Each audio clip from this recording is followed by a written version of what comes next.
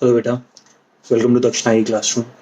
और कुछ ही दिन रह गए हमारे नीट के अंदर, और ये जो आपको टेस्ट पेपर मिला है एक प्रैक्टिस सेशन के लिए, उस तरीके से कि आप full syllabus NEET based test कैसे सॉल्व कर पाएंगे, वो आपको पूरा का पूरा नीट का प्रीवियस ईयर 2016 का पेपर मिला है। पेपर सिंपल है, सिंपल नहीं कहूँगा, पेपर अच्छी क्वालिटी का है। अच्छी क्वालिटी का ये समझते हुए कि क्वेश्चंस ऐसे आए हैं जो परेशान कर सकते हैं पेपर में, बट अप्रोच अगर सही रखी जाए तो पेपर बहुत अच्छे से किया जा सकता है। इतना समझना, रिलैक्स करना, समझना कि सब कुछ नीट से एनसीईआरटी से आने वाला है। हिम्मत बनाए रखो और पेपर बहुत शानदार होगा। तो इसी के साथ आज की पेपर की डिस्कशन शुरू करते हैं। सब क्वेश्चन डिस्कस करने लायक नहीं है, कुछ क्वेश्चन डिस्कस कर सकते हैं। सबसे पहला, विच of the following is not a component of downstream processing. Predominantly आज मैं कुछ क्वेश्चंस के बेस्ड जो कंसेप्ट्स हैं बेटा, वो रिवीजन की तरह आपको बताते रहूँगा।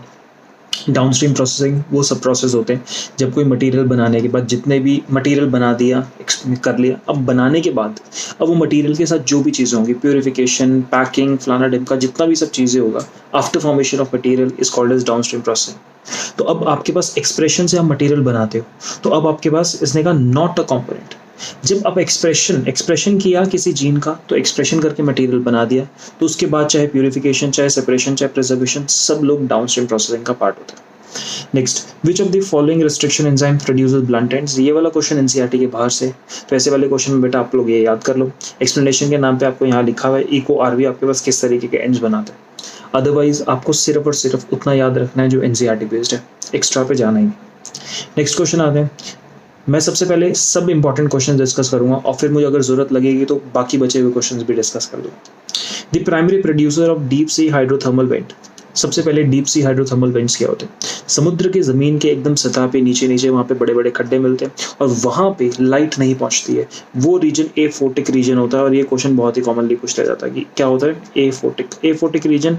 जो बेंथिक एरिया है, बेंथिक मतलब एकदम नीचे नीचे, वो एफोटिक रीजन है, यानी वहाँ पे लाइट नहीं आ रही तो वहाँ पे कोई भी आपके पास एल्गी या कोई भी कैसी चीज़ वहाँ पे फोटोसिंथेसिस नहीं कर सकती। तो एल्गी गया। कोरल रीफ्स ऑब्वियसली एनिमल्स होते हैं, कुछ नहीं कर सकते। वहाँ पे जाहिर सी बात है कीमोसिंथेटिक बैक्टीरिया होंगे।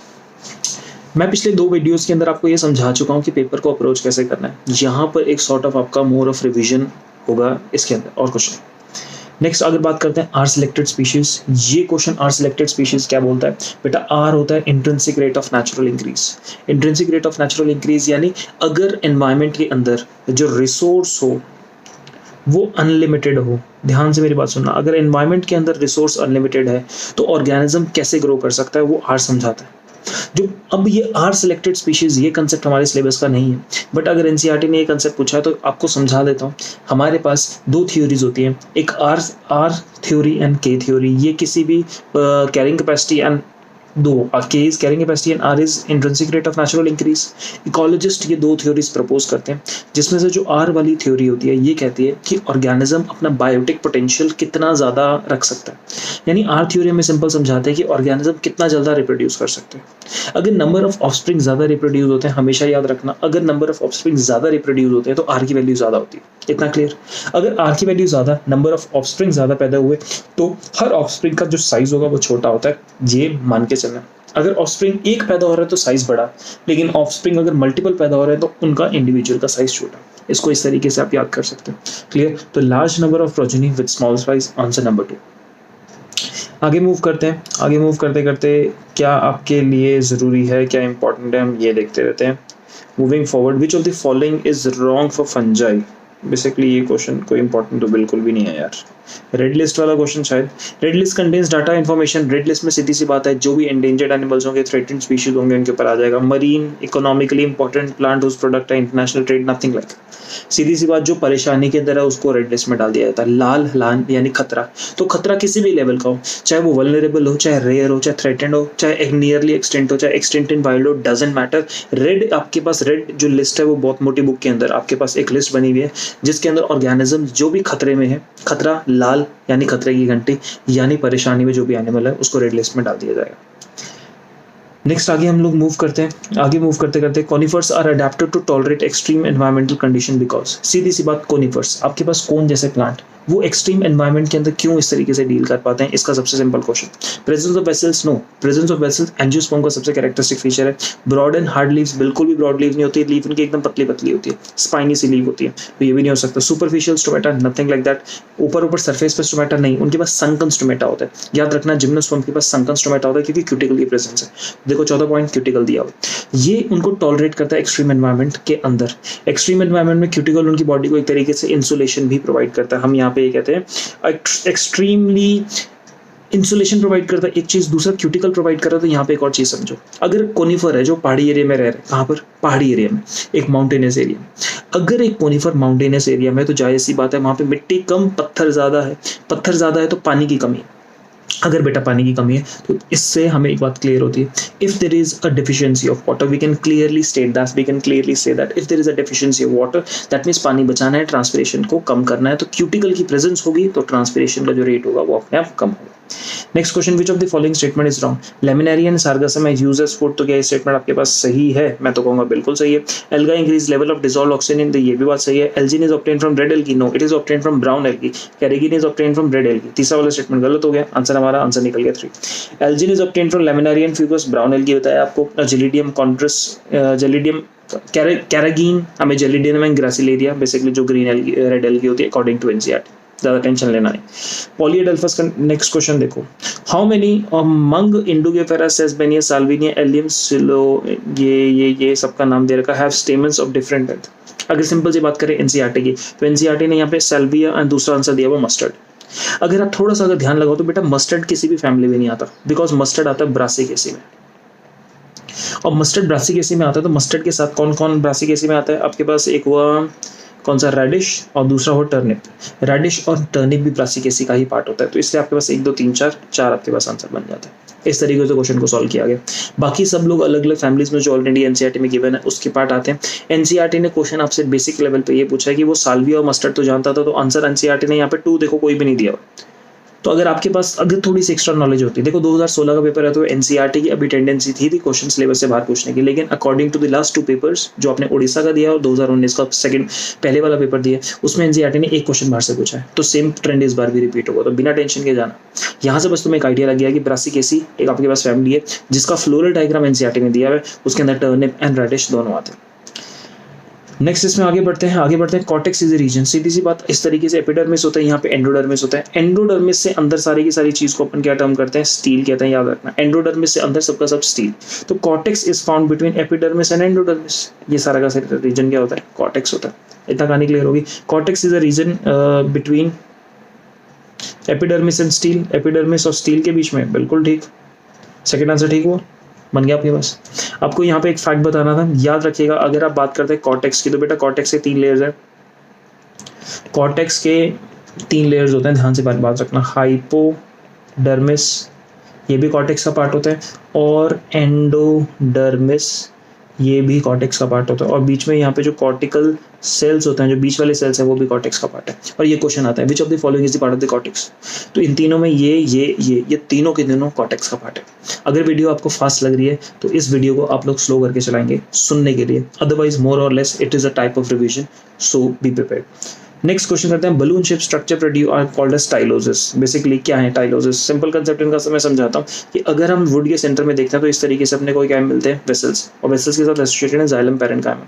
जब वेसल्स के साथ एसोसिएटेड है जाइलम पैरेन्काइमा, तो इसके साथ कंडीशन क्या होती है, कुछ एरिया के अंदर ये जाइलम पैरेन्काइमा क्या काम करता है, इस तरीके से एक्सटेंशन अपनी वेसल के अंदर डाल देता है और इसके अंदर कुछ सामान भर देता है, इस तरीके से ऐसे सामान यहाँ पे भर देता है। तो जो ये सामान इसके अंदर भरा हुआ है, पहली बात इसकी वजह से क्या हो रहा है, जो पानी का मूवमेंट होता है वो बंद हो जाता है, क्योंकि ये इस बलून टाइप स्ट्रक्चर की वजह से फेल हो चुका है, और इसके अंदर सामान क्या भर दिया जाता है, अर्गेस्टिक सब्सटेंसेस। अर्गेस्टिक सब्सटेंसेस क्या होते हैं बेटा, अर्गेस्टिक सब्सटेंसेस सेकेंडरी मेटाबोलाइट होते हैं और सेकेंडरी मेटाबोलाइट बनाते हैं। और ये चीज़ें किसी भी वुड के, किसी भी बड़े प्लांट के सेंटर में मिलती है, और सेंटर में मिलने की वजह से जो वुड होती है उसका कलर डार्क होता है, एंटी बैक्टीरियल प्रॉपर्टी होती है, नॉन बायोडिग्रेडेबल वुड सी हो जाती है, और ऐसी वुड को हम लोग क्या टर्म करते हैं, हार्ट वुड। क्या टर्म करते हैं, हार्ट वुड। आया अंडरस्टैंड, आपको कंसेप्ट समझ आ गया। नेक्स्ट मूव करते हैं, सेलेक्ट दी मिसमैच को सिलेक्ट करो। मिथानोजन प्रोकैरियोट सही है। गैस वैक्यूल ग्रीन बैक्टीरिया सही है। ग्रीन बैक्टीरिया के अंदर गैस वैक्यूल बेसिकली तब मदद करते हैं क्योंकि ग्रीन बैक्टीरिया जो पानी में फ्लोट करते हैं उनको गैस वैक्यूल चाहिए फ्लोट करने के लिए। Large central vacuole animal cells नहीं, एनिमल सेल्स में बहुत छोटे छोटे वैक्यूल होंगे या नहीं होते। प्रोटिस्ट यूकैरियोट बिल्कुल ठीक है, question done. Mycoplasma is a wall less microorganism सही है। Bacterial cell is made up of peptidoglycan सही है। Pili and fimbriae mainly involve in motility no, याद रखना पिलाई एंड फिम्ब्रिया का अलग अलग काम होता है। स्पेसिफिकली बेटा जब फिम्ब्री की बात करी जाती है तो फिम्ब्री का आपके पास एक ऐसा स्ट्रक्चर है जो क्या काम करता है, किसी भी बैक्टीरिया को किसी भी सेल सरफेस से जुड़ने में मदद करता है। कौन? फिम्ब्री। पिलाई का काम क्या होता है? पिलाई आपके पास सिंपल सा काम करती है, पिलाई किसी भी बैक्टीरिया को कॉन्जुगेशन करने में मदद करती है। क्या करने में मदद करती है? Conjugation. This is the function of पिलाई। चौथा option cyanobacteria lakhs flagellated sales, statement सही है। साइनोबैक्टीरिया फिलामेंटस होते हैं लेकिन फ्लैजिलेटेड नहीं होते मोस्ट ऑफ द टाइम, और साइनोबैक्टीरिया पर स्पेसिफिक सेल्स होते हैं जिनको अपन टर्म करते हैं heterocyst. Next question, few drops of SAP were collected by cutting across a plant by a suitable method. This sap was tested chemically. Which one of the following test results indicated that it is a phloem sap? Question क्या समझाना चाहता है? एक plant लिया, cut मारा और cut मारने के बाद उस प्लांट से कुछ निकला, लिक्विड निकला जिसको प्लांट का सैप कह दिया। पीएच का टेस्ट किया तो वो लिक्विड का जो सैप था वो किस तरीके से था आपके पास, वो उसका कुछ पीएच निकला, क्या निकला अभी अपने को आइडिया नहीं, बट ये गारंटीड है कि वो सैप फ्लोएम का है, यानी कट किया और सैप निकाला फ्लोएम से। तो अब वो सैप फ्लोएम का था या नहीं था ये मुझे कैसे पता लगेगा? उसका पीएच टेस्ट करके। तो मेरा पीएच में क्या रिजल्ट आना चाहिए कि मुझे कंफर्म हो जाएगा सैप फ्लोएम से था। तो यहाँ पे आपके पास सीधी सी बात होना चाहिए कि जो आपके पास फ्लोएम से निकला हुआ सैप होता है वो अल्कलाइन होना चाहिए। ये ध्यान रखना जब एक्टिव पंपिंग हो रही होती है, जब आपके पास एक्टिव पंपिंग नहीं कहना चाहिए, बल्क ट्रांसपोर्ट होता है, मास ट्रांसपोर्ट होता है फ्लोएम के थ्रू, तो उस टाइम कंपेनियन सेल्स जब वेसल के अंदर सामान को लोड करते हैं, सीव ट्यूब में सॉरी, जब कंपेनियन सेल्स सीव ट्यूब में सामान लोड करते हैं तो उस दौरान क्या होता है, companion cells actively pump out the protons are actively pumped out, और इस प्रोसेस के अंदर जो आपके पास वहाँ पे पीएच कंस्ट्रक्टेड फॉर्म में होता है वो होता है अल्कलाइन। यहाँ तक ये वाली बात क्लियर हो जाती है। Next, which of the following is essential for the growth of root tip? इसके लिए कैल्शियम आंसर होना चाहिए, याद रखना। कुछ लोग आंसर जिंक लगा के आए हैं ये सोचते हुए कि जिंक इज जरूरी in the case of formation of oxygen, but question यहाँ पे अगर 4 एलिमेंट्स पूछ रहा है तो ऐसा आंसर देना है जो एलिमेंट डायरेक्टली इन्वॉल्व है, क्योंकि जो ग्रोथ ऑफ रूट टिप हो रही है तो वहाँ पे एक्टिवली नए सेल्स बन रहे हैं, एक्टिवली नए सेल्स बन रहे हैं तो वहाँ पे मिडिल लेमेला रेगुलरली बनाया जा रहा है, और मिडिल लेमेला का एक पार्ट होता है कैल्शियम पेक्टेट, क्योंकि कैल्शियम इज हाईली रिक्वायर्ड, इसलिए सिंपल सा हम हिसाब लगा सकते हैं कैल्शियम जरूरी। नेक्स्ट क्वेश्चन में आगे बढ़ते हैं, और आगे बढ़ने के लिए मुझे जो इंपॉर्टेंट क्वेश्चन लगा आपके साथ डिस्कस करना चाहिए वो ये, the mechanism that causes a gene to move from one linkage group to another. बेटा लिंकेज ग्रुप क्या होता है समझो, all genes at one chromosome are part of one linkage group। ये वाली बात अगर आप समझ गए तो आप जीवन भर खुश रहेंगे। जितने भी जीन्स एक क्रोमोसोम में मिलते हैं सारे के सारे एक ही लिंकेज ग्रुप का पार्ट होते हैं, ठीक है। तो बेसिकली अब ये कह रहा है एक जीन एक लिंकेज ग्रुप से दूसरे लिंकेज ग्रुप में जा रहा है, यानी वो एक क्रोमोसोम से इस क्रोमोसोम से उठ के इस क्रोमोसोम में जा रहा है। तो बेटा अगर part of gene is going from one chromosome to another chromosome, इस प्रोसेस को सीधी सी बात क्या कहते हैं, ट्रांसलोकेशन कहते हैं। सिंपल, आपको क्लियर हो गया। Moving from one linkage group to another linkage, और ध्यान रखना यहाँ पे ये दोनों chromosome number 1 and chromosome number 3 या 4 ये नॉन होमोलोगस क्रोमोसोम है। अगर होमोलोगस क्रोमोसोम होता तो वो अलग अलग लिंकेज ग्रुप नहीं होता। You must understand this fact कि क्या होता है लिंकेज ग्रुप। मैं आपको दोबारा समझाता हूँ, ध्यान से मेरी बात सुनिएगा। लिंकेज ग्रुप क्या होता है, पूरे के पूरे जो जीन्स होते हैं, एक सेट ऑफ जीन्स होता है उनका एक पर्टिकुलर ग्रुप। तो होमोलोगस, दो होमोलोगस ग्रुप चाहे दो होमोलोगस क्रोमोसोम है लेकिन लिंकेज ग्रुप एक ही माना जाता है। तो अगर आपके पास एक क्रोमोसोम से किसी नॉन होमोलोगस वैरायटी पे जा रहा है, शिफ्ट हो रहा है, नॉन होमोलोगस वैरायटी पे शिफ्ट हो रहा है, तो ये वाला जो मूवमेंट होता है उसको ट्रांसलोकेशन कहते हैं। अगर बेटा इन्वर्जन होता है तो कोई चीज ऐसे की जगह ऐसी हो गई। आपके पास डुप्लीकेशन होता है तो किसी चीज का एक और कॉपी बन गई। क्रॉसिंग ओवर जब मूव करता है from one homologous chromosome to another, है ना, मतलब एक होमोलोगस क्रोमोसोम के बीच में मूवमेंट को क्रॉसिंग ओवर कहते हैं। बट यहाँ पे one linkage group to another बोल रहा है, यानी दो अलग अलग लिंकेज ग्रुप, यानी दो अलग अलग क्रोमोसोम्स। इतना बात यहाँ पे डन होती है। The equivalent structure of a structural gene a a true breeding plant is, सीधी सी बात, किसी अगर हम जीन की बात करें तो जीन का इक्विवेलेंट क्या है इन चारों में से, तो जीन का इक्विवेलेंट है cistron. Cistron is equal to gene, हमेशा याद रखना। एक सिस्ट्रॉन वो जीन होता है जो एक पॉलीपेप्टाइड के लिए कोड करता है। Clear? Cistron is one gene that codes for, cistron is that gene that codes for one polypeptide. This is what the cistron is. यहाँ तक हमारा कहानी क्लियर होती है।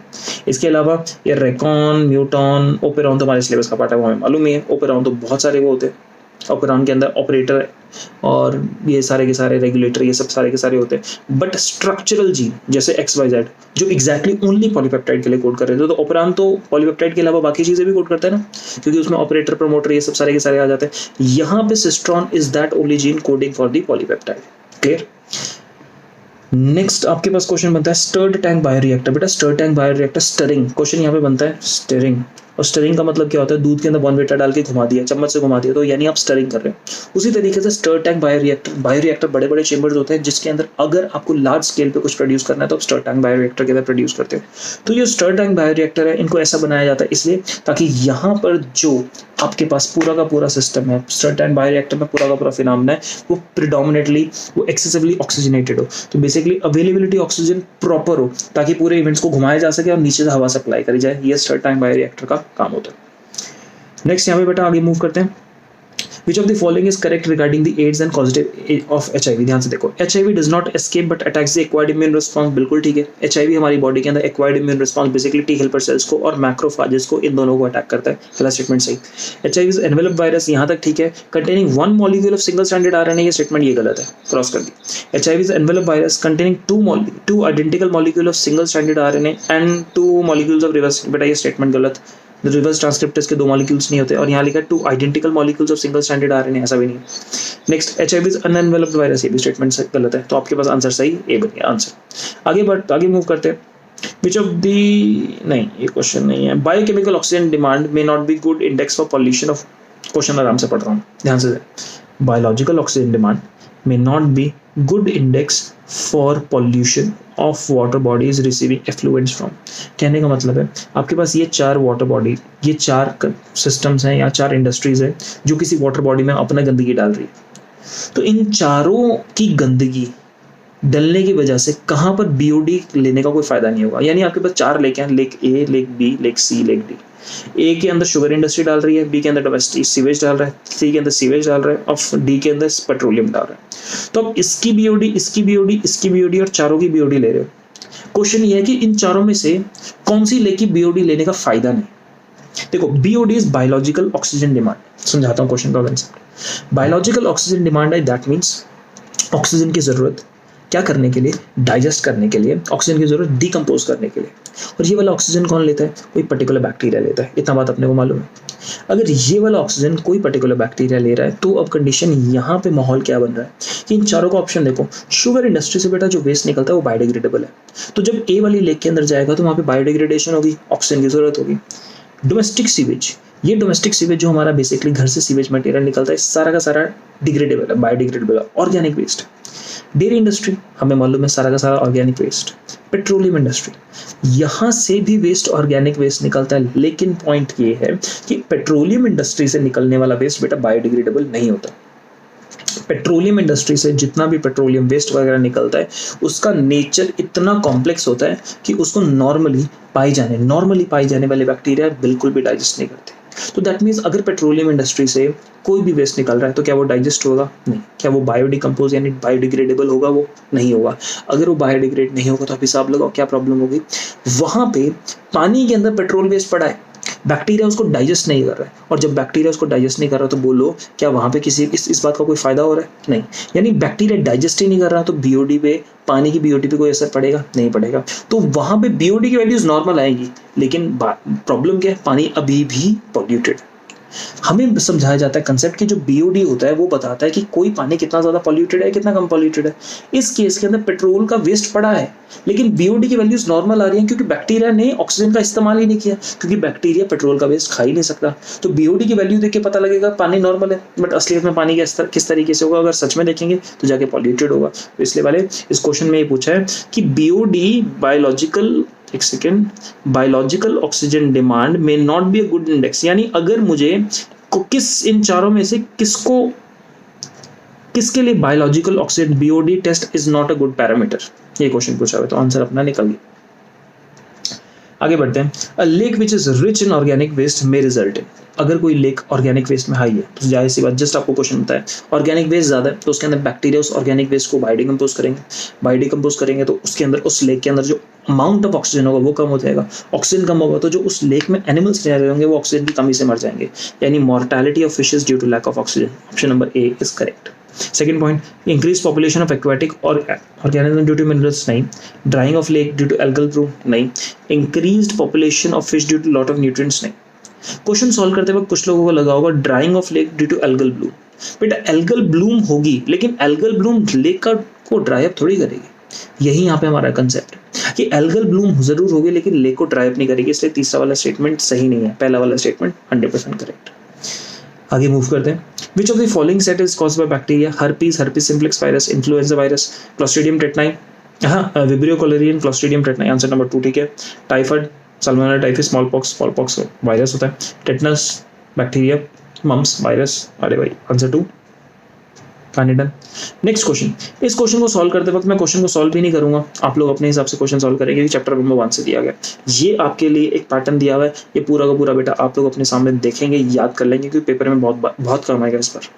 क्लास को मेंशन करता है एल्गी में तो फाइसी, क्लोरोफाइसी, रोडोफाइसी, फंगस में देखेंगे फाइकोमाइसिटीज, oomaइसिटीज, जाइगोमाइसिटीज, बैसिडियोमाइसिटीज, प्लांट्स में ब्रायोप्सिडा, ल्यूकोप्सिडा, लाइकोप्सिडा, स्फेनोप्सिडा, ये ऑप्सिडा प्लांट्स के लिए, माइसिटीज फंगस के लिए, फाइसियाई किसके लिए? एल्गा के लिए, ये क्लास के लिए सफिक्स होते हैं। ऑर्डर की बात एल्स करते हैं, पोएल्स जैसे दिया हुआ है। फैमिली के लिए एसीआई, ग्रामिनेसियाई, फेबेसियाई फैमिली के लिए यूज होता है, क्या था? लिलिएसी, सोलेनेसी, पढ़ा है ना आपने सारा का सारा। सब फैमिली के लिए ऑइडिया यूज होता है, पेपिलिनियोइडियाई, इस तरीके से वर्ड चलते हैं। तो अपने को ये 3 तो ऊपर वाले 100% याद होने चाहिए क्योंकि सिलेबस का पार्ट है और काफ़ी इंपॉर्टेंट पार्ट है, तो यू लर्न देम। ये अभी याद कर लो, इस बार के पेपर में आखिरी मोमेंट वन टाइम कुछ ऐड कर रहा हूँ, ध्यान रखिएगा।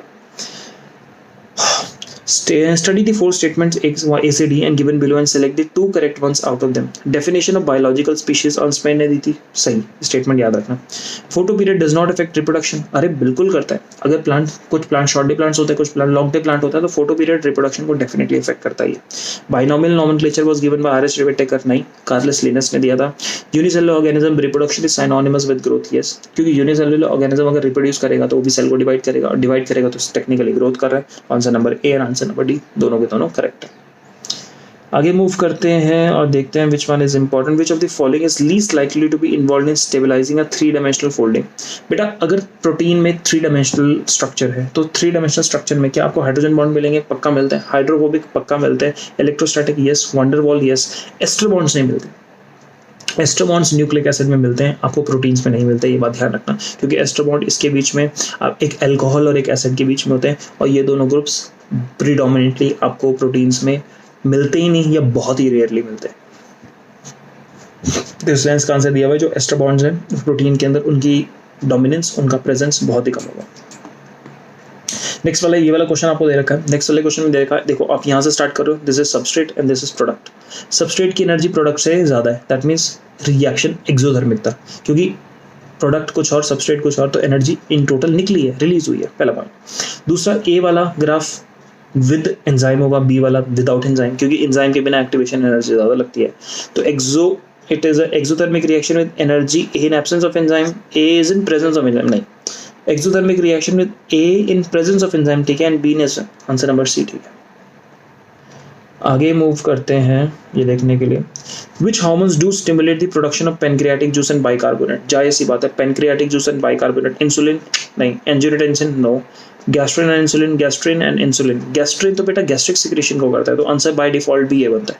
कोलेकोसिस्टोकाइनिन प्रेडोमिनेटली अलाउ करता है पेनक्रियास से बाइकार्बोनेट, नहीं, कोलेकोसिस्टोकाइनिन करता है गॉल ब्लैडर के सिक्रेशन। किस चीज़ का? गॉल ब्लैडर का सिक्रेशन, गॉल ब्लैडर को कॉन्ट्रैक्ट करने में, और सिक्रेटिव पेनक्रियास से, इन दोनों चीज़ की secretion.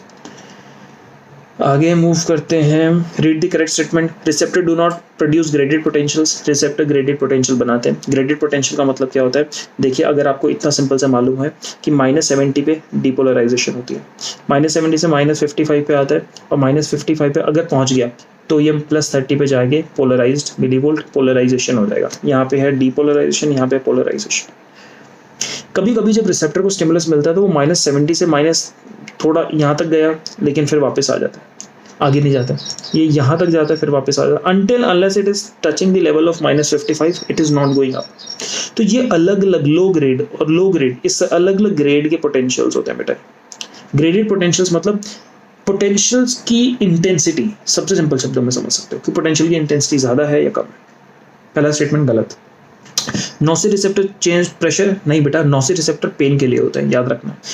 Business corpuscle are thermoregulator? No, they are for touch. Basically, nociceptors जैसे यहाँ पे प्रेशर के लिखा ना, तो मीजनस कॉर्पस्कल के लिए अगर प्रेशर लिखा तो स्टेटमेंट सही होता है। मीजनस टच के लिए होते हैं, नॉसी पेन रिसेप्टर्स होते हैं। Photoreceptors in the human eye are depolarised during darkness and become hyperpolarised to response to light stimulus. ये स्टेटमेंट सही है। आंखों में जो स्टिमुलस का जनरेशन का तरीका होता है वो नॉर्मल बॉडी से अलग होता है, क्योंकि अगर रिसेप्टर पे कुछ इस तरीके से टच हुआ तो यहाँ पे स्टिमुलस जनरेट हुआ, क्योंकि डीपोलराइजेशन से पोलराइजेशन होगी। लेकिन आंखों में जब रेटिना के ऊपर लाइट डलती है तो रेटिना पे लाइट डलने की वजह से इफेक्ट क्या होता है, आंखों में हाइपर पोलराइजेशन हो जाती है। यानी ओरिजिनली डार्कनेस से डीपोलराइजेशन रहती है और लाइट पड़ने से हाइपर पोलराइजेशन होती है, उल्टा फिनोमेना चलता है। इस चीज को आपको याद रखना है। Name the ion responsible for unmasking the active sites of myosin on the cross bridge. सीधी बात, मसल कॉन्ट्रैक्शन में कौन सा है आपके पास रिस्पॉन्सिबल है, तो हम सीधा यहाँ पे आंसर बोलेंगे कैल्शियम। कैल्शियम का सिचुएटेड है सार्कोप्लाज्मिक रेटिकुलम में। तो पूरा प्रोसेस क्या होता है, पूरा प्रोसेस होता है कि इस तरीके से आपके पास एक सिग्नल आता है एक्सॉन, और यहाँ पे मैं एक फैक्ट आपको ज़रा बता दूंगा, आप यहाँ पे याद भी कर लेंगे। इस तरीके से ये हमारे पास एक्सॉन का टर्मिनल है, ये अपने पास ये होती है सार्कोलेमा, ठीक है। एक्सॉन और सार्कोलेमा, एक्सॉन का टर्मिनल सार्कोलेमा मिलकर न्यूरो मस्कुलर जंक्शन दोनों बनाते हैं। और सार्कोलेमा ये वाला, जिसको अभी मैं थोड़ा सा इसका कलर चेंज करूंगा, जो ये अपने पास ये सार्कोलेमा, जिस सार्कोलेमा पे रिसेप्टर है, इस सार्कोलेमा की बात करें तो अकेला ये बनाते हैं मोटर एंड प्लेट। ये बात ध्यान रखना, इन दोनों पॉइंट्स पे क्वेश्चन आ जाता है। What is motor end plate? Motor end plate is the receiving end of the neurotransmitter, the part of the sarcolemma. यहाँ से इस तरीके से लंबे लंबे टी ट्यूब्यूल होते हैं, बाहर से सिग्नल आता है, एसिटाइल कोलिन रिलीज होता है, सार्कोलेमा डीपोलराइज हो चुकी है, टी ट्यूब्यूल्स की मदद से पूरे के पूरे मसल के अंदर पूरा सिग्नल फैल जाता है।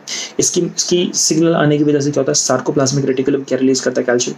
कैल्शियम रिलीज होता है, वो पूरे के पूरे सार्कोप्लाज्म में घूमता है। कैल्शियम सार्कोप्लाज्म के अंदर घुमा, वो ट्रोपोनिन के साथ जाके बाइंड करता है। किसके साथ? ट्रोपोनिन के साथ, ट्रोपोनिन की सी सब यूनिट के साथ। कौन सा सब यूनिट? सी सब यूनिट। सी सब यूनिट के साथ जाके कैल्शियम बाइंड किया, वो अपनी जगह से हटा, ट्रोपोमाइसिन ने अपने आप को हटाया, ट्रोपोमाइसिन ने अपने आप को हटाया तो एक्टिनोमाइसिन खुल गई।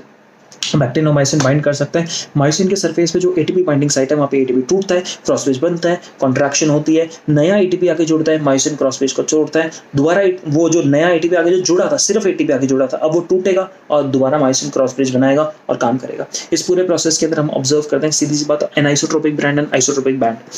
एनाइसोट्रोपिक बैंड जो होता है उसका जो साइज होता है वो सेम रहता है, लेकिन आई बैंड, आइसोट्रोपिक बैंड का जो साइज होता है वो कैसा हो जाता है, आपके पास चेंज होता है, छोटा हो जाता है। ऑल्सो सार्कोमियर की लेंथ कॉन्ट्रैक्शन के दौरान छोटी हो जाती है और जो बीच में एच जोन होता है वो भी कॉन्ट्रैक्ट कर जाता है। ये सब बातें अब आपको मुझे मानी आती है। आगे इसके अंदर मूव करते हैं, यहाँ तक अपना डन हुआ। अगर इतना done 120, osteoporosis in age related disorder in the skeletal system. Osteoporosis एक एज रिलेटेड डिसऑर्डर होता है जिसके अंदर बोन्स खोखली होनी शुरू हो जाती है, कमजोर होनी शुरू हो जाती है, कैल्शियम की कमी बॉडी की वजह से, या तो डाइट में कैल्शियम की कमी हो या बॉडी में कोई ऐसा हार्मोनल इंबैलेंस हो। देखो ऑस्टियोपोरोसिस क्यों हो रहा है, ये बोन्स में कैल्शियम की कमी। तो बोन्स में कैल्शियम की कमी का सबसे बेसिक रीजन क्या होता है, कैल्शियम डाइट के अंदर कम, या फिर आप विटामिन डी का आपकी बॉडी के अंदर कम है। इन दोनों में से कुछ भी हो सकता है। अगर इसके अलावा एक्यूमुलेशन ऑफ यूरिक एसिड नहीं, इम्यून डिसऑर्डर नहीं, high concentration calcium no, decrease level of estrogen yes. कब क्या होता है कि अगर फीमेल बॉडी के अंदर एस्ट्रोजन का अमाउंट कम होता है, ये एस्ट्रोजन का अमाउंट कब होता है, मेनोपॉज के दौरान। तो एस्ट्रोजन का अमाउंट कम होने की वजह से कैल्शियम बॉडी के अंदर कम रिटेन होता है, इनफेक्टिवली बॉडी को ऑस्टियोपोरोसिस होता है। और ये इसलिए ऑब्जर्व किया जाता है वुमेन के अंदर जो ओल्ड हो जाती हैं। ये क्वेश्चन आता है, in the older women they are commonly associated with osteoporosis. The question is why. जब विमेन ओल्ड हो जाती हैं, जब अपने मेनोपॉज को क्रॉस कर जाती हैं, तो उनकी बॉडी के अंदर एस्ट्रोजन की मात्रा कम हो जाती है और उनको ऑस्टियोपोरोसिस हो जाता है। यहाँ तक अपन समझते हैं। अब इसने नेक्स्ट क्वेश्चन पूछा, lungs do not collapse between breaths and some air always remain in the lungs which can never be expelled because. अरे जाहिर सी बात है, देखो लंग्स आपके पास जब सांस निकालते हो तो जोर लगाते हो, सांस बाहर निकाल देते हो। जब मैंने सांस ली तो लेने के दौरान एग्जैक्टली क्या होती है, मैं नेगेटिव प्रेशर बनाता हूँ, बाहर से सांस खींचती भी आती है, और जब शरीर से निकाल दी तो लंग्स से सांस निकल गई। अब जब लंग्स से सांस निकल रही है तो अब जितना मर्जी जोर लगा लो, लंग्स के अंदर कुछ अमाउंट ऑफ सांस हमेशा की हमेशा रहेगी ही रहेगी। और इसका कारण क्या होता है, some amount of air is always present in the lungs. क्यों? अब जब लंग्स को हम इस तरीके से ऑब्जर्व करते हैं तो लंग्स इस तरीके से अगर हम डब्बा बना दें, इसके बाहर ये मैं जो दूसरी लेयर, चलो दूसरे कलर से बनाऊंगा, ये लंग्स के बाहर जो आपके पास ब्लैक कलर से लेयर दिखाई दे रही है, समझ लो ये प्लूरा है। और प्लूरा में बेटा नेगेटिव प्रेशर होता है। क्या होता है? Negative pressure, suction pressure. तो प्लूरा जो होती है लंग्स की वॉल को ना अपनी तरफ खींच के रखती है। ये एल्वियोलाई नहीं है, ये लंग्स और प्लूरा है, याद रखना, ध्यान से सुनना, लंग्स एंड प्लूरा है। ये प्लूरा लंग्स को अपनी तरफ खींच के रखती है, यानी there is negative intrapleural pressure. इन नेगेटिव इंट्राप्लूरल प्रेशर की वजह से जो लंग्स होते हैं ये जोर लगा के अगर हवा को बाहर भी भेजना चाह रहे होते हैं, तो ये जो आपके पास ये वाली जो ये जिस चीज़ को अभी मैं हाईलाइट कर रहा हूँ, ये वाला जो नेगेटिव प्रेशर है, ये सारी की सारी हवा को बाहर नहीं जाने देता और कुछ अमाउंट ऑफ हवा यहाँ पे रह जाती है। ये कुछ अमाउंट ऑफ हवा जो डॉट डॉट से मैं बना रहा हूँ ये यहाँ रह जाती है। इस चीज़ को हम लोग टर्म करते हैं रेसिडुअल वॉल्यूम। ये रेसिडुअल वॉल्यूम प्रेजेंट है, इसलिए कभी भी लंग्स वो नहीं होते, कोलैप्स नहीं करते ड्यूरिंग द एक्सपिरेशन। यहाँ तक डन। पोस्टीरियर, नेक्स्ट क्वेश्चन, ये अपने को क्लियर हो गया। Next question, posterior pituitary gland is not a true endocrine gland. Pituitary के दो हिस्से, एक एंटीरियर एक posterior. Adeno hypophysis and neuro hypophysis, आगे वाला एडिनो पीछे वाला न्यूरो। हाँ, ये न्यूरो हाइपोफाइसिस जो है उसको ट्रू नहीं कहते। क्यों? क्योंकि जो न्यूरो हाइपोफाइसिस है वो क्या काम करता है, उसके अंदर आके स्टोर होते हैं जो हाइपोथैलेमस में हार्मोन्स बने थे, and specifically ADH and oxytocin. क्योंकि वो खुद ब खुद नहीं बनाता, सिर्फ स्टोर करता है, because it is only storing and releasing. Releasing मतलब जो स्टोर हुआ है उसको रिलीज कर रहा है। रिलीज का मतलब ये नहीं कि खुद बना के सिंथेसाइज करके रिलीज कर रहा है। अगर बेटा आप साइज करके रिलीज कर रहे हो तो इस पूरे प्रोसेस को मैं सिक्रीट कहूंगा, याद रखना। अगर मैं सिंपल रिलीज कह रहा हूं तो रिलीज का मतलब जो स्टोर किया गया था अब रिलीज किया जा रहा है। तो ऊपर हाइपोथैलेमस अपने हार्मोन्स बनाता है, ऑक्सीटोसिन एंड एडीएच यानी वैसोप्रेसिन, उसको स्टोर करते हैं तो पोस्टीरियर पिट्यूटरी में, और पोस्टीरियर पिट्यूटरी से वो वहाँ से रिलीज होता है जरूरत के अकॉर्डिंग। क्योंकि पोस्टीरियर पिट्यूटरी में खुद ब खुद नहीं बन रहा था, इसलिए वो एक ट्रू एंडोक्राइन ग्लैंड नहीं। यहाँ तक अपनी बात यहाँ तक क्लियर हो जाती है। और इसके बाद कोई question that needs to be discussed, genetic drift. बेटा जेनेटिक ड्रिफ्ट अगर ऑपरेट करेगा, जेनेटिक ड्रिफ्ट हमेशा अपना असर दिखाता है किसी भी छोटी पॉपुलेशन में। ये वाली स्टेटमेंट आप याद रखना। जेनेटिक ड्रिफ्ट होता है वो छोटा सा चेंज होता है। अगर 100 करोड़ लोगों में 100 लोग मर जाएं, 100 करोड़ लोगों में, इंडिया की पॉपुलेशन में 100 लोग मर जाएं, तो असर पता भी नहीं चलेगा। लेकिन अगर इंडिया की पॉपुलेशन 1000, उसमें से 100 लोग मर जाएं, यानी 10% of the population died, that means असर दिखेगा। तो अब जो जेनेटिक ड्रिफ्ट है, वो जेनेटिक ड्रिफ्ट हमेशा छोटी पॉपुलेशन में अपना असर दिखाता है, स्मॉल आइसोलेटेड पॉपुलेशन में। ये स्टेटमेंट हमेशा याद रखना, इस एग्जाम्पल के साथ कभी परेशानी नहीं आएगी। इसके बाद यहाँ तक पूरी की पूरी बायो कंप्लीट होती है। इस तक मुझे नहीं लगता कि अब आपको कोई और प्रॉब्लम होनी चाहिए। यहाँ तक पूरा का पूरा मेरा बायो का डिस्कशन था। बायो के डिस्कशन के साथ अब मैं कोशिश तो ये करूँगा, इसमें मुझे नहीं लगता कि कोई और कंसेप्ट था जो बेसिकली डिस्कशन के लायक था। डिस्कशन के लायक इन द सेंस ऐसा कोई था कि जो बहुत ही ज़्यादा मुश्किल हो या बहुत ही ज़्यादा ऐसा हो कि जैसे ये वाला क्वेश्चन था, which of the following national park is home to famous musk deer. NCERT का नहीं है, इसीलिए ये क्वेश्चन अगर आप नहीं सॉल्व कर पाओगे तो कोई भी नहीं सॉल्व कर पाएगा। और ये बात ध्यान रखना, अगर पेपर बेटा आपके लिए हार्ड है तो पेपर इंडिया में हर बच्चे के लिए हार्ड है। तो कंपटीशन का सबसे बड़ा बेनिफिट पता क्या होता है, अगर something is hard for you that means it is hard for everyone, that means there is a very high chance. और तुम्हें खुश होना चाहिए कि पेपर हार्ड आया। इसका रीजन तो मैं टेक्निक रीजन बताता हूँ, बहुत ध्यान से सुनना। पेपर हार्ड आया तो इससे खुश होना, क्योंकि तुम लोग समझदार हो और तुम नेगेटिव नहीं करोगे। इंडिया के बाकी बच्चे समझदार नहीं हो, वो नेगेटिव करके आएंगे। हार्ड क्वेश्चन जब होता है, जो आउट ऑफ सिलेबस क्वेश्चन होता है, तो अंदर से ना चुल्लबाजी होती है बच्चों को ना कि हमें ना अटेम्प्ट करना है, और चक्कर में अपना नेगेटिव करा के आते हैं। और वो क्वेश्चन तुम अटेम्प्ट नहीं करोगे तो तुम अपना नेगेटिव बचाओगे, तो सीधे 4 नंबर का, क्योंकि उनके उनको -1 हो जाएगा तुम्हारे, तुम सीधा उनसे 4 नंबर नहीं 1 नंबर का बेनिफिट तुम रखोगे। You will be always above that child who is first of all attempting all the questions which are wrong और आउट ऑफ सिलेबस। तो आपको वो काम नहीं करना है। सिलेबस से बाहर का क्वेश्चन और तुम्हें पता है कि तुम्हें नहीं आता, तुमने नहीं पढ़ा, करोगे, चांस 0.001% है सिलेबस से बाहर आने के। बट अगर आ भी गया तो कोई टेंशन नहीं, अपन डील कर सकते हैं उसके बाद। इसके अलावा कोई क्वेश्चन देखो, एडिबल फिशेस पे क्वेश्चन आ रखे हैं। ये बहुत ही सिंपल पेपर है। इंटरस्पेसिफिक हाइब्रिडाइजेशन का मतलब क्या होता है, इस तरीके से क्वेश्चन पूछ लिया। डीएनए डिपेंडेंट आरएनए पॉलीमरेज ने किस पे करना है, टेम्पलेट स्ट्रैंड के साथ एसोसिएट होकर करता है। Molecule that can act as genetic material. अब जेनेटिक मटेरियल अगर कोई है तो सीधी सी बात है उसका स्ट्रक्चर अनस्टेबल नहीं होना चाहिए। एक्सेप्ट पे क्वेश्चन पूछा है, उसका स्ट्रक्चर अनस्टेबल नहीं होना चाहिए और केमिकली एंड स्ट्रक्चरली वो मॉलिक्यूल स्टेबल होना चाहिए। क्वेश्चन के अकॉर्डिंग आंसर ये बनता है। Question paper is very very simple बेटा। Question paper, true breeding plant हमेशा कैसा है, देखो ये क्वेश्चन ऐसे हैं जो चुटकी में हो जाते हैं। इन क्वेश्चन में कुछ नहीं समझाना है। अब यहाँ पे वीडा फावा दिया हुआ, बेसिकली इट्स विसिया फावा, इतना तो अकल तुम लोग लगा ही सकते हो। हाँ, ovule of angiosperm is technically equivalent to, ovule बेटा हमेशा मेगास्पोर एंजियम के बराबर होता है, याद रखना। ही तो कंसेप्ट पूरा प्लांटिंग में आपको बता रखा है। अगर हम बात करते हैं टेरिडोफाइटा के अंदर इस तरीके से हेटेरोस्पोरस कंडीशन में ये मेगास्पोर एंजियम होता है जब हम ये टेरिडोफाइटा में बात करते हैं। लेकिन जब हम जिम्नोस्पर्म या फिर एंजियोस्पर्म की बात करते हैं तो बेटा जो ये मेगास्पोर एंजियम होता है इसके बाहर प्रोटेक्टिव कवरिंग आ जाती है। मैं कहता हूँ इसके बाहर क्या हो जाती है, इस तरीके से प्रोटेक्टिव कवरिंग आती है। ये प्रोटेक्टिव कवरिंग को अपन नाम देते हैं इंटेग्यूमेंट। क्या नाम देते हैं? इंटेग्यूमेंट। तो अगर कभी मेगास्पोर एंजियम के बाहर एक प्रोटेक्टिव कवरिंग आ जाए जो हमें जिम्नोस्पर्म और एंजियोस्पर्म में देखने को मिलती है, अगर यानी मेगास्पोर एंजियम जिसके अंदर मेगास्पोरेंजिया मिलेगा, उस मेगास्पोरेंजियम के बाहर को प्रोटेक्टिव कवरिंग आ जाती है, तो इसलिए उसको ओव्यूल कहना शुरू कर देते हैं। तो इसलिए आंसर ओव्यूल मेगास्पोरेंजियम के बराबर होना चाहिए। इस तरीके से इसके अलावा बेटा ये सिंपल डायरेक्ट क्वेश्चन है कि इसका मतलब क्या होता है, इन सबका मतलब आप समझते हो। विच of the following generates new genetic combination? बेटा जेनेटिक कॉम्बिनेशन हमेशा सेक्सुअल रिप्रोडक्शन से। Nuclear polyembryony never. Nuclear polyembryony क्या होता है? न्यूक्लियस के ही सेल्स एक एम्ब्रियो बना ले। तो न्यूक्लियस के सेल्स में तो कोई जेनेटिक रिकॉम्बिनेशन कुछ भी नहीं हुआ, ना वहाँ पे मियोसिस हुआ है ना फर्टिलाइजेशन, तो वो कभी नहीं कंट्रीब्यूट कर सकता। वेजिटेटिव रिप्रोडक्शन कभी नहीं, क्योंकि यहाँ पे there is no meiosis, no gamete formation, nothing like parthenogenesis तो पॉसिबल ही नहीं है। सीधी सी बात, sexual reproduction. Process of C3 और C4 में मेजर डिफरेंस क्या है? Photo respiration. क्वेश्चंस डायरेक्ट हैं, कुछ नहीं है। फाइटोक्रोम क्या होता है? फाइटोक्रोम बेटा वो आपके पास क्रोमोप्रोटीन होता है। क्रोमो क्योंकि कलर को परसीव करता है, बेसिकली लाइट को परसीव करता है। आंसर 1 आपके पास। फोटो पीरियोडिज्म में बड़ा काम करता है। अगर आपको टिश्यू कल्चर दिया हुआ है तो आपको टिश्यू कल्चर के अंदर ऑक्सीजन और साइटोकाइनिन चाहिए अगर आपको रूट और शूट बनवाना है। इनडायरेक्ट बेस्ड क्वेश्चन है। एनसीईआरटी हमेशा इस तरीके से क्वेश्चन पूछती है जो आपको ज्यादा टेंशन लेने की जरूरत नहीं है। अब ये क्वेश्चन है एम्फीबॉलिक पाथवे से कि अगर कार्बोहाइड्रेट, प्रोटीन एंड फैट का मेटाबॉलिज्म होना है तो कॉमन पाथवे के कॉमन आपके पास मटेरियल क्या होना चाहिए? Acetyl coenzyme.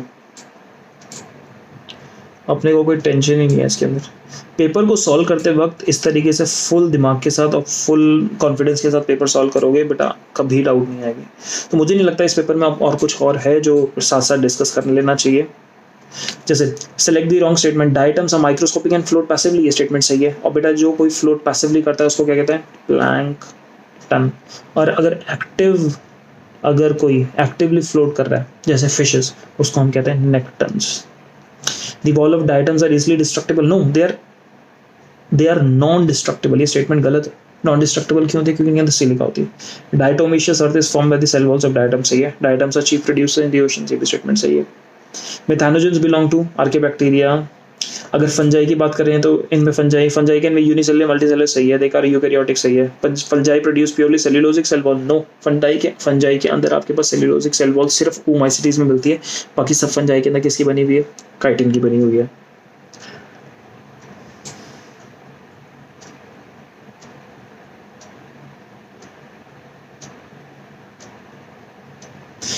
ये डायरेक्ट एनसीईआरटी की बेस लाइन पे जीन थेरेपी एडेनोसिन डीएमिनेज जहाँ आ गया बेटा, जीन थेरेपी पे बेस्ड क्वेश्चन। सिंपल सी बात, पूरे पेपर को सॉल्व करने की सिंपल सी एक स्ट्रैटेजी, अकल और समझ की बात कहूँ तो पेपर को बिल्कुल शांत दिमाग से अप्रोच करना है। हार्ड क्वेश्चन आ जाए तो कोई टेंशन नहीं लेनी है, मस्त पेपर सॉल्व करना है। और इसके साथ साथ आपका यहाँ पे डिस्कशन बेटा कंप्लीट होता है। खूब मेहनत लगे रहो, बिना टेंशन के काम करो। कुछ दिन रह गया, वोट डालोगे, ठीक है। बेस्ट ऑफ लक बेटा।